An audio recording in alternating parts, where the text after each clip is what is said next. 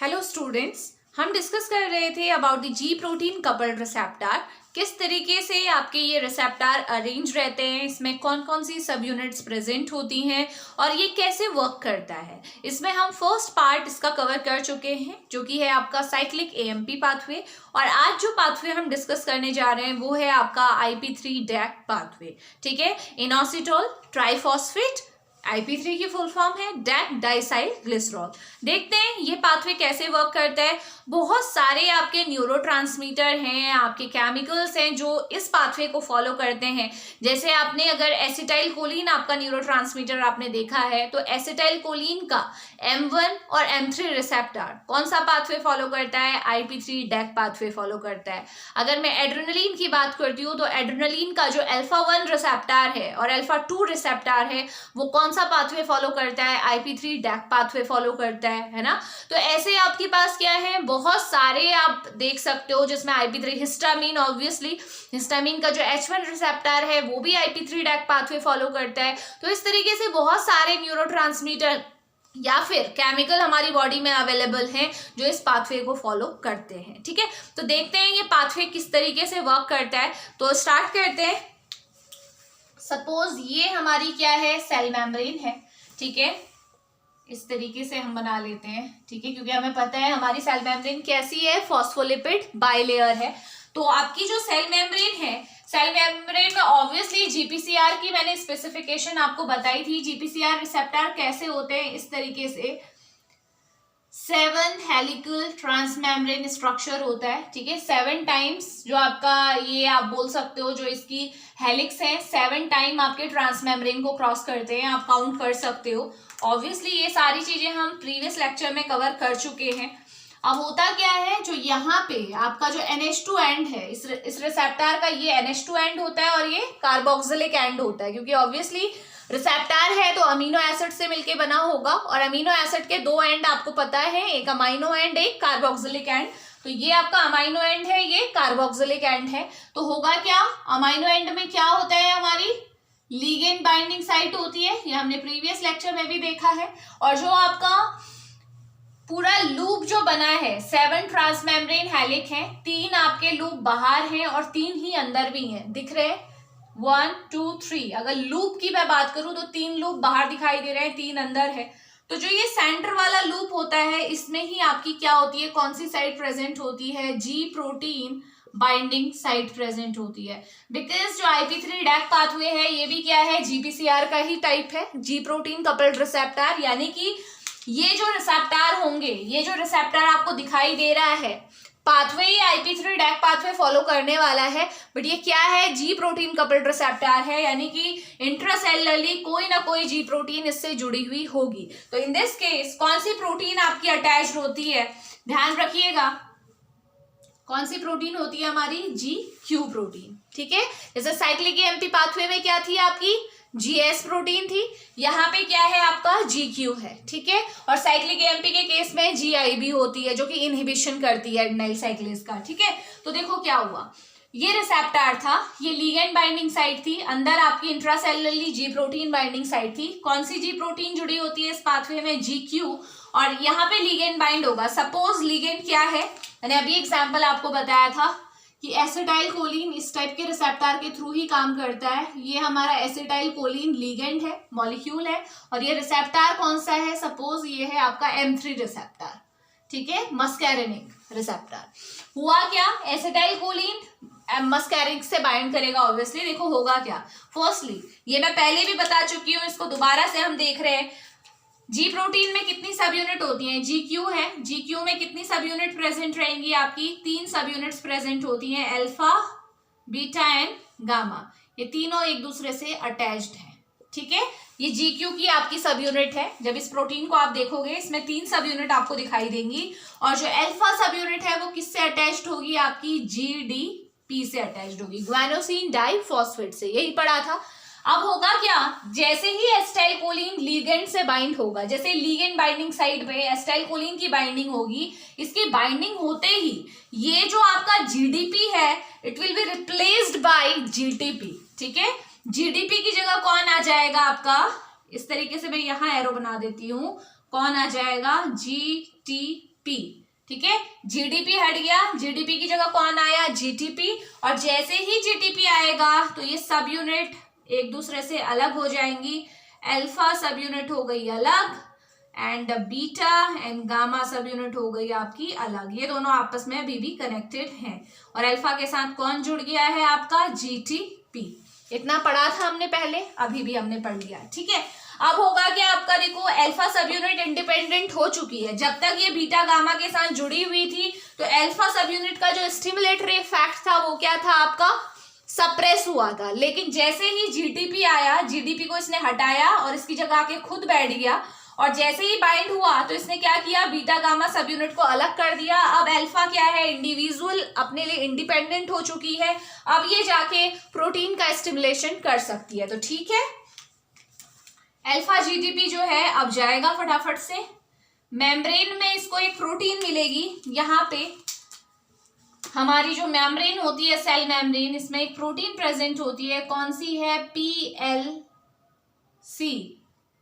ठीक है, फॉस्फोलाइपेज सी, ये प्रोटीन का नाम है। ये क्या करेगा, जीटीपी गया अल्फा सब यूनिट के साथ और इसने पीएलसी को क्या कर दिया, एक्टिवेट कर दिया। फॉस्फोलाइपेज जो एंजाइम है, फॉस्फोलाइपेज सी, फॉस्फोलाइपेज की भी बहुत डिफरेंट आइसोफॉर्म होती हैं। हम किसकी बात कर रहे हैं, फॉस्फोलाइपेज सी की। तो एकदम से क्या हुआ, फॉस्फोलाइपेज सी एक्टिवेट हो गया। अब जो ये फॉस्फोलाइपेज है, लाइपेज एंजाइम का काम क्या होता है, लिपिड के ब्रेकडाउन का। तो ये क्या करेगा, देखो यही मेम्ब्रेन में हमारा एक लिपिड प्रेजेंट होता है। कौन सा है, मैं यहाँ पे इसे मेंशन कर रही हूँ, PIP2।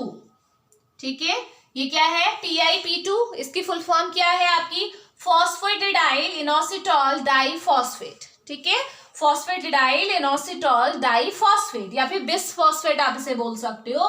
तो ये पीएलसी क्या करेगा, इसको दो पार्ट्स में कन्वर्ट कर देगा, इसको तोड़ देगा। किस किस में तोड़ेगा, देखो एक मिलेगा हमें डैग और एक हमें मिलेगा IP3। किस वजह से हुआ ये कन्वर्जन, किसकी हेल्प से हुआ, फॉस्फोलाइपेज की वजह से। फॉस्फोलाइपेज ने क्या किया, जैसे ही फॉस्फोलाइपेज एक्टिवेट हुआ, इसने मेम्ब्रेन में जो PIP2 प्रेजेंट था इसको तोड़ दिया इनटू IP3 एंड डैग में, दो पार्ट्स में डिवाइड हो गया। IP3 क्या है, इनोसिटॉल ट्राइफॉस्फेट, और डैग क्या है, डाइएसाइल ग्लिसरॉल। ठीक है, अब ये दो बन गए हैं आपके। अब इसके बाद क्या होगा, इतना समझ में आया है। अब आगे बढ़ते हैं। देखिए फर्स्ट हम इसे डिस्कस करते हैं। ध्यान में रखेंगे मैंने डैग को मेम्ब्रेन में ही क्यों दिखाया और IP3 को मैं नीचे क्यों ले आई सेल के अंदर, क्योंकि ये सेल मेम्ब्रेन है, ये पूरा सेल है। ठीक है, जो IP3 होता है, IP3 जो होता है इजीली डिफ्यूज हो जाता है, इसीलिए ये मेम्ब्रेन से डिफ्यूज होके कहाँ आ गया, सेल के अंदर आ गया। जबकि डैग क्या होता है आपका, डिफ्यूजिबल नहीं होता है, इसीलिए ये कहाँ रह जाता है आपका, सेल मेम्ब्रेन में ही है। अभी दिख रहा है ना, सेल मेम्ब्रेन के अंदर लिखा हुआ है। IP3 नीचे आ चुका है। आप देखें IP3 क्या करने वाला है। देखो IP3 क्या करेगा, यहाँ पे आपको पता है सेल के अंदर एक हमारा ऑर्गेनेल प्रेजेंट होता है जिसको हम बोलते हैं एंडोप्लाज्मिक रेटिकुलम। ठीक है, एंडोप्लाज्मिक रेटिकुलम पे क्या होता है, ये IP3 जाएगा। ठीक है, इसके यहाँ पे रिसेप्टर्स प्रेजेंट होते हैं IP3 के, इस तरीके से आपके ये रिसेप्टर प्रेजेंट है। इनको इस तरीके से लिखा जाता है इंस रिसेप्टर। ठीक है, इनोसिटॉल INS। ठीक है, ये रिसेप्टर प्रेजेंट है। फटाफट से IP3 आएगा, यहाँ पे आया IP3, अपने रिसेप्टर से बाइंड हुआ। कहाँ पे है इसके रिसेप्टर, एंडोप्लाज्मिक रेटिकुलम में है। और ये बात हो रही है किसकी, ये बात हो रही है आपकी स्पेशली आपकी, आप बोल सकते हो स्मूथ मसल्स की मैं बात कर रही हूँ। अगर हम मस्कुलर सेल्स की बात करेंगे तो वहां आपका सार्कोप्लाज्मिक रेटिकुलम भी होता है, आपको पता है स्केलेटल मसल्स में होता है। तो ये स्मूथ मसल है इसलिए मैंने एंडोप्लाज्मिक रेटिकुलम लिखा हुआ है। तो IP3 आया, सीधे अपने रिसेप्टर से बाइंड हुआ। जैसे ही IP3 अपने इंस रिसेप्टर से बाइंड हुआ, ये आपके इंस P3 भी लिख देना इसमें, है ना, इनोसिटॉल ट्राइफॉस्फेट रिसेप्टर जो है आपके, इससे क्या हुआ, जैसे ही बाइंड होगा वैसे ही ER के अंदर आपका जो पंप होता है, बेसिकली ER अपने अंदर से क्या करेगा, इस तरीके से पंप प्रेजेंट होता है ER में। कौन सा पंप है ये, कैल्शियम पंप है। तो इससे क्या होगा आपका, ये पंप एक्टिवेट हो जाएगा जैसे ही ये बाइंडिंग हुई। बाइंडिंग ने क्या किया, इस पंप को एक्टिवेट कर दिया। पंप के एक्टिवेशन से क्या होगा, कैल्शियम का लेवल सेल के बाहर बढ़ने लग गया, है ना। अगर ईआर के बाहर देखो, सेल, ये आपका पूरा सेल है बेटा, ठीक है। इसमें मैंने केवल मेम्ब्रेन आपको दिखाई है, तो इसका मतलब ये नहीं कि ये सेल नहीं है, ये पूरी सेल है। एक सेल आप बना सकते हो, इसे इस तरीके से कर लो, ये हमारी पूरी सेल है, ठीक हो गया। तो क्या हुआ देखो, ईआर से कैल्शियम बाहर निकल गया, क्योंकि एंडोप्लाज्मिक रेटिकुलम के अंदर कैल्शियम स्टोर था, वो बाहर आया। सेल के बाहर कैल्शियम का लेवल बढ़ चुका है, सेल के बाहर मतलब ईआर के बाहर कैल्शियम का लेवल बढ़ चुका है। अब ये कैल्शियम क्या करेगा, ये मैंने आपको प्रीवियस साइक्लिक एएमपी पाथवे में भी बताया था कि जो ये इंक्रीज्ड कैल्शियम लेवल है, ऑब्वियसली अगर मैं ये स्मूथ मसल की बात कर रही हूँ, तो स्मूथ मसल में कौन सी प्रोटीन होती है, कैल्मोडिलिन, ठीक है। ये क्या करेगा आपका, कैमोडिलिन प्रोटीन जो होती है आपकी, उसके साथ कॉम्प्लेक्स बनाएगा। कैल्शियम जो है कैमोडिलिन प्रोटीन के साथ कॉम्प्लेक्स बनाएगा। कैमोडिलिन आपकी वो प्रोटीन है जो आपकी क्या है, स्मूथ मसल में प्रेजेंट होती है। जब कैमोडिलिन के साथ कॉम्प्लेक्स बनेगा तो इसकी वजह से क्या होगा, आपकी एक प्रोटीन होती है मायोसिन लाइट चेन काइनेज, ये क्या हो जाएगी आपकी, एक्टिवेट हो जाएगी। इसका मतलब इसका क्या हो जाएगा, आपका फॉस्फोराइलेशन हो जाएगा। पी मैंने लिखा है, इसका मतलब ये फॉस्फोराइलेट हो चुकी है। जैसे ही ये प्रोटीन फॉस्फोराइलेट होती है, आप जानते हो क्या होता है, एक्टिन और मायोसिन एक दूसरे के कांटेक्ट में आते हैं और सीधे क्या होता है, आपका कॉन्ट्रैक्शन होता है। ये हम प्रीवियस में भी साइक्लिक एएमपी में हमने डिटेल में देखा था कि किस तरीके से ये वर्क करता है, ठीक है। सिंपल हुआ, कैल्शियम का लेवल बढ़ा। कैल्शियम, क्योंकि ये सेल कौन सी है, स्मूथ मसल की सेल है, और स्मूथ मसल में कौन सी प्रोटीन होती है, कैमोडिलिन प्रोटीन होती है। तो कैल्शियम कैमोडिलिन के साथ कॉम्प्लेक्स बनाएगा। ये जब कॉम्प्लेक्स फॉर्म होगा तो इसकी वजह से जो इसके अंदर एक आपका ये एंजाइम है मायोसिन लाइट चेन काइनेज, ये एंजाइम एक्टिवेट हो जाएगा, यानी कि फॉस्फोराइलेट हो जाएगा। जैसे ही इसका फॉस्फोराइलेशन हुआ तो क्या होता है, जो एक्टिन और मायोसिन एक दूसरे से अलग अलग थे, अब एक दूसरे के ऊपर स्लाइड करेंगे। और आप जानते हो एक्टिन और मायोसिन जब कंबाइन होते हैं तो क्या होता है, कॉन्ट्रैक्शन होता है, ठीक है। अब देखो, ये तो किसकी वजह से हुआ, IP3 की वजह से हुआ। दूसरा क्या होता है, देखो डेक का तो हमने कहीं कोई जिक्र ही नहीं किया। तो होता क्या है, जो ये कैल्शियम का लेवल बढ़ा था ना, इससे एरो लेके जाइए, प्लस ये डैग, दोनों को एक जगह पे ज्वाइन कर दो, ठीक है। कैल्शियम और डैग दोनों मिलके, यहां पे देखो दोनों ज्वाइन हुए हैं, दोनों मिलके क्या करते हैं, सेल मेम्ब्रेन में प्रेजेंट एक आपका एंजाइम होता है प्रोटीन काइनेज C, इस एंजाइम को क्या कर देते हैं, एक्टिवेट कर देते हैं, ठीक है। डैग अकेले कुछ नहीं कर पाया, लेकिन IP3 के थ्रू जो कैल्शियम का लेवल बढ़ा था, इस कैल्शियम ने क्या किया, डैग के साथ मिलके इस एंजाइम को एक्टिवेट कर दिया, प्रोटीन काइनेज C को। अब ये एंजाइम क्या करेगा आपका, बहुत सिंपल है, ये क्या करेगा, प्रोटीन काइनेज है, काइनेज मैं बार बार बोलती हूँ जब भी वर्ड काइनेज आता है, इट मीन्स ये क्या करने वाला है, फॉस्फोराइलेट करने वाला है, फॉस्फेट ग्रुप डोनेट करेगा। और जब भी फॉस्फोराइलेशन होगा तो क्या होगा, आपका एक्टिवेशन होगा प्रोटीन्स का।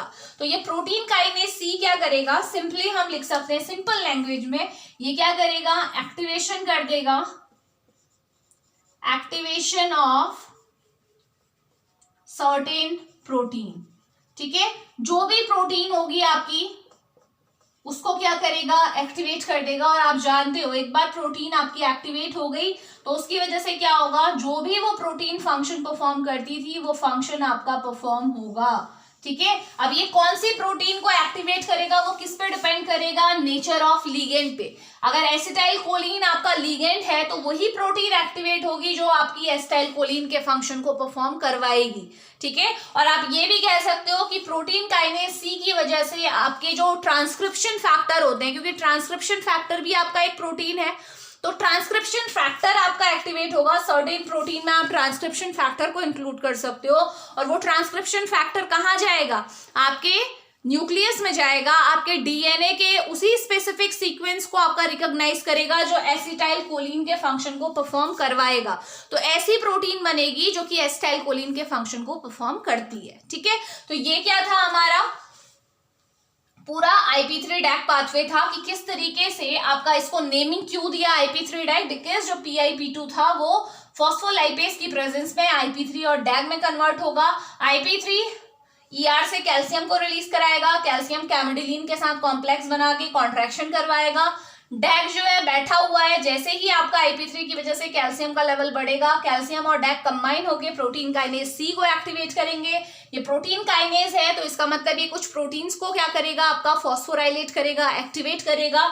और वो कौन सी प्रोटीन होंगी, जो एसिटाइल कोलिन, क्योंकि बात हो रही है एसिटाइल कोलिन की, तो एसिटाइल कोलिन के फंक्शन को परफॉर्म करवाएंगी या उसके फंक्शन को परफॉर्म करने के लिए रिस्पॉन्सिबल होंगी। तो ये हमेशा ध्यान रखिएगा, ये प्रोटीन आपके ट्रांसक्रिप्शन फैक्टर हो सकते हैं, क्योंकि आप जानते हो कि अगर मैं बोल रही हूँ कि मुझे एक स्पेसिफिक टाइप की प्रोटीन बनवानी है तो बनाएगा कौन बेटा, वो DNA ही तो बनाएगा। DNA से आपका mRNA बनेगा, mRNA राइबोसोम में जाएगा और फाइनली कोडॉन एंटीकोडॉन एक दूसरे से मीट करेंगे, आपका कॉम्बिनेशन तैयार होगा और फिर जाके एक पॉलीपेप्टाइड चेन और फाइनली एक प्रोटीन तैयार होगी। तो इसका मतलब अगर मुझे ये चाहिए कि मुझे एसिटाइल कोलिन के फंक्शन को परफॉर्म करना है, अगर सेल्स को एसिटाइल कोलिन का फंक्शन परफॉर्म करना है, तो सेल के अंदर आपका ये प्रोटीन काइनेज C ऐसे ट्रांसक्रिप्शन फैक्टर को एक्टिवेट करेगा जो न्यूक्लियस में जाके DNA के उसी स्पेसिफिक सीक्वेंस को एक्टिवेट करेगा जो एसिटाइल कोलिन का फंक्शन परफॉर्म करने के लिए रिस्पॉन्सिबल होगा। वो जीन आपका एक्टिवेट होगा तो प्रोटीन भी वही वाली बनेगी और फंक्शन भी वही वाला आएगा, किसका, एसिटाइल कोलिन का। तो ये था all about the IP3 DAG pathway. इसके नेक्स्ट लेक्चर में हम बाकी के बचे हुए पाथवेज भी डिस्कस करेंगे, ठीक है, जिसमें एंजाइम लिंक पाथवे है, जीन रेगुलेटिंग पाथवे है आपका। तो मिलते हैं नेक्स्ट लेक्चर में। Thank you.